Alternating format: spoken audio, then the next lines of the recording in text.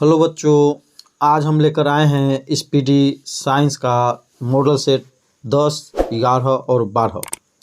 तो मैं हूं कुश कुमार और आप लोगों का स्वागत करता हूं आपके अपने ही यूट्यूब चैनल ज्ञान मंजिल तक में।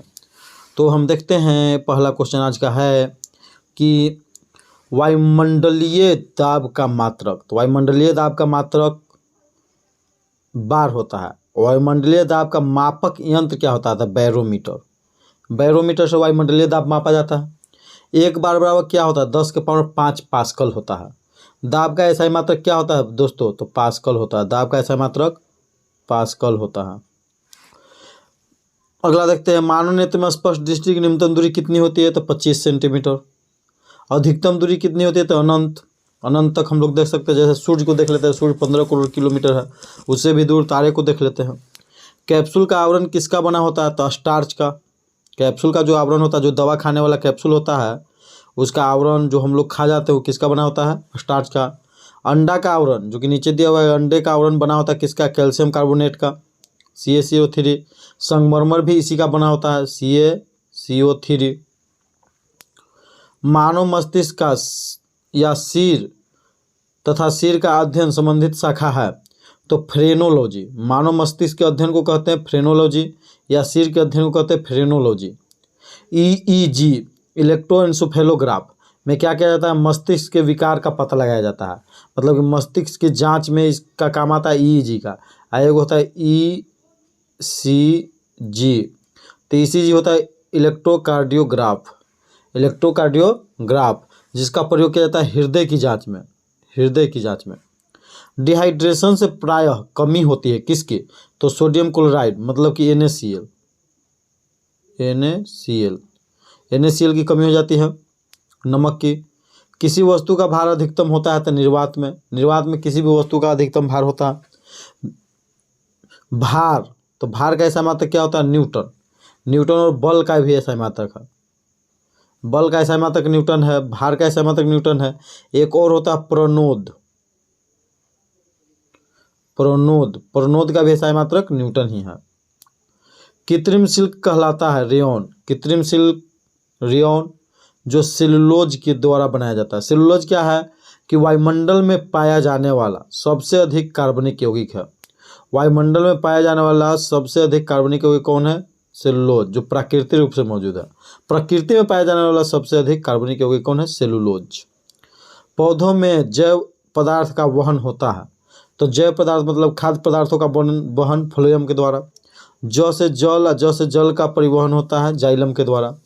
आंसू गैस होते हैं क्लोरोस्टोफिनोन। इसका आंसू गैस का रासायनिक नाम है क्लोरोस्टोफिनोन। इसको छोड़ देने से आंख में लहरने लगता है और आंसू आने लगते हैं। एक लाफिंग गैस होता है तो इसका NO2 होता है, नाइट्रस ऑक्साइड। अति चालक की प्रतिरोधकता होती है तो अति चालक है, बहुत ज़्यादा चालक है तो उसकी प्रतिरोधकता शून्य होती है। अचालकता क्या हो जाती है? अनंत। DNA की खोज किसने किया था? वाटसन एवं क्रिक। DNA। आम का वैज्ञानिक नाम क्या है? Mangifera indica. आम का वैज्ञानिक नाम मैग्नीफेरा इंडिका। तंबाकू में विषैला पदार्थ क्या है? निकोटीन। निकोटीन है विषैला पदार्थ तंबाकू में। चाय में थीन। चाय में जो टी है, टी में होता है टी से थीन। कॉफ़ी में क्या होता है? तो कैफीन। रेफ्रिजरेटर में जल को ठंडा करने के लिए प्रयोग किया जाता है अमोनियम गैस का। अमोनिया गैस का प्रयोग किया जाता है रेफ्रिजरेटर में जल को ठंडा करने के लिए। फ्रीओन का भी प्रयोग फ्रिज में किया जाता है, रेफ्रिजरेटर जिसे कहते हैं। रेफ्रिजरेटर से CFC गैस उत्सर्जित होता है, क्लोरोफ्लोरोकार्बन, जो ओजोन परत को हानि पहुंचाता है। वायुमंडलीय दाब का बराबर होता है तो 10 के पावर 5 न्यूटन प्रति मीटर स्क्वायर। 1 न्यूटन मीटर प्रति स्क्वायर बराबर 1 पास्कल होता है, अर्थात 10 के पावर 5 पास्कल होता है एक वायुमंडलीय दाब या एक बार बराबर। दो समांतर दर्पणों के बीच रखी वस्तु का प्रतिबिंब कितने बनते हैं? तो अनंत। समांतर रखे हुए तो अनंत। पेप्सिन प्रोटीन को बदल देता है पॉलीपेप्टाइड में। पेप्सिन जो है प्रोटीन को किस में बदल देता है? पॉलीपेप्टाइड में। प्रोटीन का पाचन कहाँ होता है? तो छोटी आंत में। पाचन कहाँ से आरंभ होता है? तो मुख से। पाचन कहाँ से आरंभ होता है? तो मुख से। क्वासिकोर और मरासमस बीमारियां हैं तो क्वासिकोर और मरासमस दो ऐसी बीमारियां जो प्रोटीन की कमी के कारण होता है। क्वासिकर बीमारी और मरासमस बीमारी। प्रोटीन की कमी के कारण प्रोटीन भरपूर लेना चाहिए। सबसे अधिक प्रोटीन पाया जाता है सोयाबीन में दोस्तों। सबसे अधिक प्रोटीन किस में पाया जाता है? सोयाबीन। अगला देखते हैं, डीएनए की इकाई क्या है? न्यूक्लियोटाइड्स। याद रखेंगे। किस तापमान पर सेल्सियस और फ़ारेनहाइट का पाठ्यक्रम समान होता है? तो -40 डिग्री पर।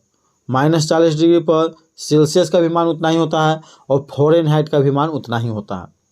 और एक हम 40 डिग्री फ़ारेनहाइट एक जानते हैं क्या, कि कितना तापमान पर ब्लड बैंक में ब्लड को रखा जाता है? तो 40 डिग्री फ़ारेनहाइट पर। 40 डिग्री फ़ारेनहाइट पर। ट्यूबलाइट में कौन सी गैस भरी होती है? तो ट्यूबलाइट में मर्क्यूरिक ऑक्साइड एवं आर्गन भरी होती है। मर्क्यूरिक ऑक्साइड आर्गन, इसलिए उसको मरकरी भी कहते हैं हम लोग।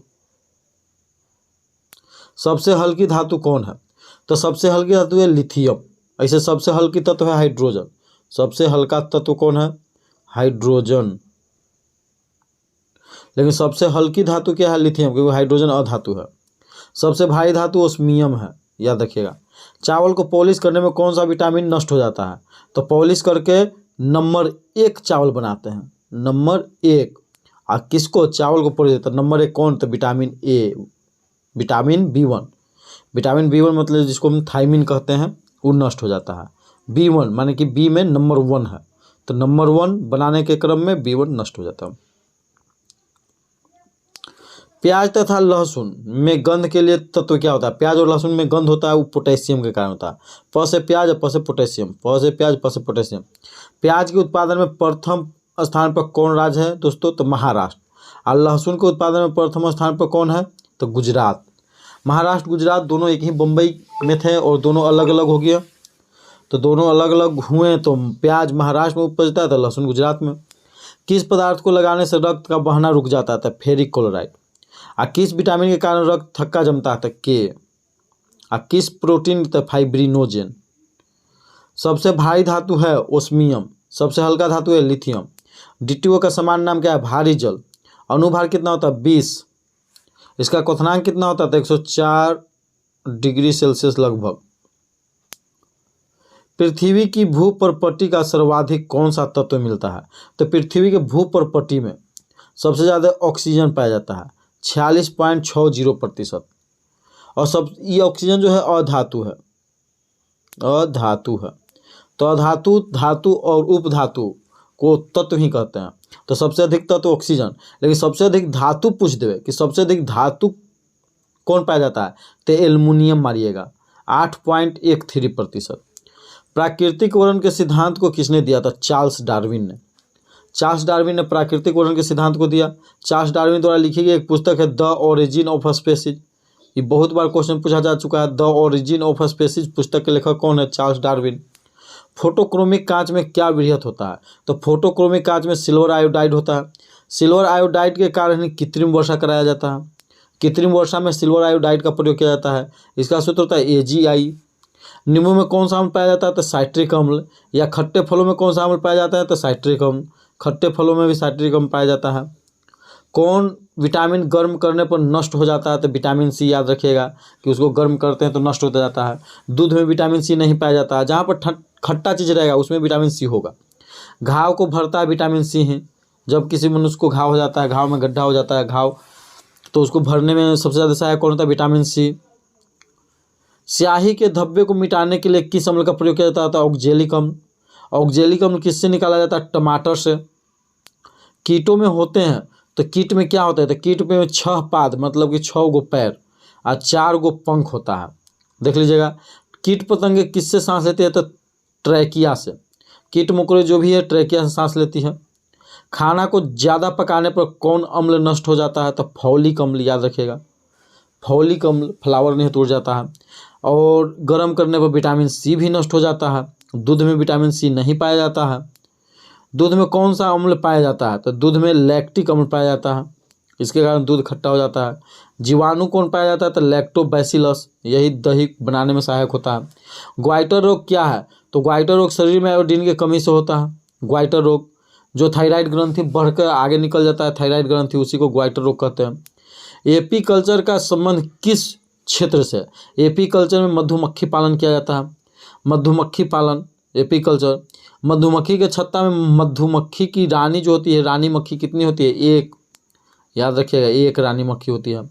सेरीकल्चर का संबंध किस क्षेत्र से है? तो सेरीकल्चर रेशम कीट के पालन से है। रेशम के उत्पादन, शहतूत के पत्तियों पर पाया जाता है रेशम कीट। प्रोटीन का पाचन किस अंग में होता है? तो छोटी आंत में। प्रोटीन का पाचन कहाँ होता है? छोटी आंत में। अंतिम रूप से यहीं पर पाचन होता है किसी भी पदार्थ का, यहीं से अवशोषण होता है छोटी आंत से। आहार नाल का सबसे बड़ा भाग छोटी ही आंत है। हीमोफीलिया किस प्रकार का रोग है? तो अनुवांशिकी रोग है। तो अनुवांशिकी रोग मुख्यतः दो है, वो हीमोफीलिया है, एक वर्णधत्ता है। वर्णधत्ता जिसको हम कलर ब्लाइंडनेस कहते हैं। हीमोफीलिया में रोगी को थक्का नहीं जमता खून का, कलर ब्लाइंडनेस में हरा और लाल पहचान नहीं होता है। हीमोफीलिया रोग के बारे में बता दें, सबसे पहले किसको हुआ था? वर्णधत्ता सबसे पहले हुआ था डॉल्टन को, इसलिए इसको डॉल्टनिज्म रोग कहते हैं, कलर ब्लाइंडनेस को। हीमोफीलिया सबसे पहले हुआ था महारानी विक्टोरिया को, हेर्नन ने बताया है। दूध का फटना, दूध से दही का बनना, यह किस क्रिया के द्वारा होता है? किण्वन। किण्वन के कारण ही जम जाते हैं। दूध में कौन सा अम्ल पाया जाता है या दही में? लैक्टिक अम्ल, इसलिए दही खट्टा लगता है। अगला क्वेश्चन देखते हैं सेट नंबर 12 का। इंसुलिन की खोज किसने किया था? बेंटिंग एवं बेस्ट ने इंसुलिन की खोज किया था। इंसुलिन का स्राव कहाँ से होता है? अग्नाशय से होता है। पार्सेक किस भौतिक की राशि का मात्रक है? खगोलीय दूरी का मात्रक है पार्सेक, जिसका पार्सेक का फुल फॉर्म होता है पारालाइट सेकेंड। पार्सेक, एक पार्सेक बराबर कितना होता है? 3.08 लाइट ईयर, माने प्रकाश वर्ष। गाय के दूध का पीला रंग किसके कारण होता है? कैरोटीन के कारण। और उजला रंग केसिन के कारण होता है। मलेरिया का परजीवी क्या है? तो प्लाज्मोडियम। प्लाज्मोडियम जो है मलेरिया परजीवी है। मादा एनोफिलीज मलेरिया को फैलाता है। विकास के उत्परिवर्तन के सिद्धांत को किसने प्रतिपादित किया था? हुंगो डिब्रिच उत्परिवर्तन का सिद्धांत दिया। धातुओं के वेल्डिंग में किसका प्रयोग किया जाता है? धातु का जब वेल्डिंग किया जाता है तो एसिटिलीन गैस का प्रयोग किया जाता है। एसिटिलीन प्लस O2 गैस इसमें सम्मिलित होते हैं। ऑक्सीजन तो हमें वायुमंडल से मिल जाता है, एसिटिलीन गैस के लिए हम लोगों को कार्बाइड का प्रयोग करना पड़ता है। कार्बाइड, तो कार्बाइड डाल देते हैं पानी में तो वो एसिटिलीन गैस बनाता है। पॉलीथीन किसका बहुलक है? एथिलीन का। बहुत वीवीआई है। पॉलीथीन, इथिलीन, बहुत वीवीआई है, बहुत वीवीआई, बहुत वीवीआई, बहुत बार पूछा जा चुका है क्वेश्चन। पॉलीथीन किसका बहुलक है? इथिलीन का। और रबर किसका बहुलक है? आइसोप्रीन का। रबर किसका बहुलक है? आइसोप्रीन का। लोहा को जंग से बचाने के लिए क्या किया जाता है? तो जस्तीकरण। लोहा को जंग से बचाने के लिए क्या किया जाता है? जस्तीकरण। जस्ता के लेप चढ़ाना ही जस्तीकरण कहलाता है। हाइड्रोजन में सर्वाधिक क्रियाशील होता है फ्लोरीन के कारण। हाइड्रोजन में सर्वाधिक क्रियाशील किसके कारण होता है? फ्लोरीन के कारण सर्वाधिक क्रियाशील होता है। हाइड्रोजन में सर्वाधिक क्रियाशील कौन होता है? फ्लोरीन। सबसे अधिक विद्युत ऋणात्मकता वाला तत्व कौन होता है? क्लोरीन। और विद्युत धनात्मकता वाला तत्व फ्लोरीन। गैलेना किस धातु का है? सीसा का, Pb। आंसू में कौन सा एंजाइम पाया जाता है? तो लाइसोजाइम, याद रखिएगा। आंसू में कौन सा एंजाइम पाया जाता है? लाइसोजाइम। आंसू किस ग्रंथि से निकलती है? तो लैक्रीमल ग्रंथि से, लैक्रीमल ग्रंथि से। आयोडीन की कमी से होने वाले घेंघा रोग से किस ग्रंथि की वृद्धि होती है? तो थायराइड ग्रंथि। थायराइड ग्रंथि से कौन सा हार्मोन स्रावित होता है? Thyroxine hormone. पीएच का निर्धारण किसने किया था? तो सोरेनसन ने। 1909 ईस्वी में पीएच का सोरेनसन ने किया था। पीएच मान, पावर ऑफ हाइड्रोजन, यदि 7 है तो वह विलयन उदासीन होगा। यदि 7 से क्या है? कम है तो वह विलयन अम्लीय होगा। यदि 7 से अधिक है तो वह विलयन क्या होगा? क्षारीय होगा। मनुष्य के शरीर की सबसे बड़ी मांसपेशी होती है तो ग्लूटियस मैक्सिमस। मनुष्य के शरीर की सबसे बड़ी मांसपेशी कौन होती है? तो ग्लूटियस मैक्सिमस। मांसपेशियों की संख्या कितनी होती है? 639, सबसे छोटी मांसपेशी कौन होती है? स्टेपिडियस। शरीर का घाव किस विटामिन से जल्दी भर जाता है? विटामिन सी, बहुत बार बता चुके हैं। विटामिन सी का रासायनिक नाम क्या है? Ascorbic acid. इससे कौन सा रोग होता है? एस्कर्बिक रोग होता है। फोटोग्राफी प्लेट पर किसकी कोडिंग की जाती है? तो सिल्वर ब्रोमाइड, AgBr।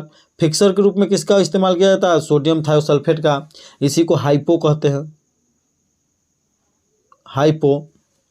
सिहुली होने पर इसका प्रयोग कर सकते हैं, लगा सकते हैं। हैजा किस सूक्ष्म जीव का द्वारा होता है? तो हैजा सबसे पहले जान लो, हैजा जीवाणु के द्वारा होता है, गंदे जल के सेवन से होता है। इसका जीवाणु का नाम क्या है? Vibrio cholerae. कोलरा जान ही करते हैं, हैजा कोलरा हो जाता है तो क्लोरी। मनुष्य के शरीर में सबसे बड़ी धमनी कौन है? महाधमनी, जिसको ऑर्टा कहा जाता है। रक्त में गैसों का आदान प्रदान का अंग क्या है? फेफड़ा। रक्त में गैसों का आदान प्रदान, रक्त में फेफड़ा के द्वारा ही ऑक्सीजन दिया जाता है और कार्बन डाइऑक्साइड उससे निकाला जाता है। फेफड़ा का आकार कैसा होता है? तो शंक्वार होता है फेफड़ा, याद रखिएगा। शंकु के आकार का होता है, इसलिए उसको कहते हैं शंक्वार। पृथ्वी की आयु की परिकल्पना किस विधि द्वारा की जाती है? तो यूरेनियम डेटिंग प्रणाली। यूरेनियम डेटिंग प्रणाली के द्वारा निर्जीवों की उम्र ज्ञात किया जाता है। निर्जीव जो है, जैसे चट्टान हो गया, पृथ्वी हो गया, कोई भी चीज़ जो निर्जीव, पत्थर हो गया, मूर्ति हो गया, सब निकलता है, वो सब का यूरेनियम डेटिंग प्रणाली। और कार्बन डेटिंग प्रणाली से हम लोग जीवाश्मों के उम्रों का पता लगाते हैं, अर्थात जो कभी न कभी जीवित था, है ना, हड्डी मिल गया तो हड्डी का उम्र का पता लगाना कि कब कितना पुराना था, तो कार्बनिक डेटिंग प्रणाली।